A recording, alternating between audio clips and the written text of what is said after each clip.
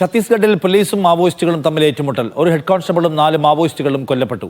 ധനസുമത് ഇതിന്റെ വിവരങ്ങൾ കൂടി പറയൂ. എന്താണ് ഇപ്പോൾ അവിടെ നിന്ന് കിട്ടുന്ന വിവരങ്ങൾ? എന്താണ് വിശദാംശം? എന്താണ്?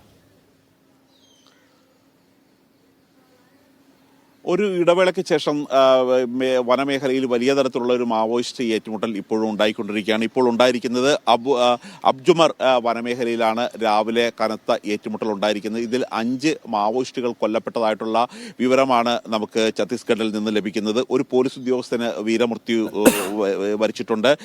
ജില്ലാ റിസർവ് ഗാർഡ് കോൺസ്റ്റബിൾ സനൂക്കരമാണ് കൊല്ലപ്പെട്ടിരിക്കുന്നത്. ഏതായാലും മാവോയിസ്റ്റ് വേട്ട വളരെയധികം ശക്തമായി തന്നെ തുടരാനാണ് കേന്ദ്രത്തിന്റെ നീക്കം എന്നാണ് കേന്ദ്രം അറിയിച്ചിരിക്കുന്നത്.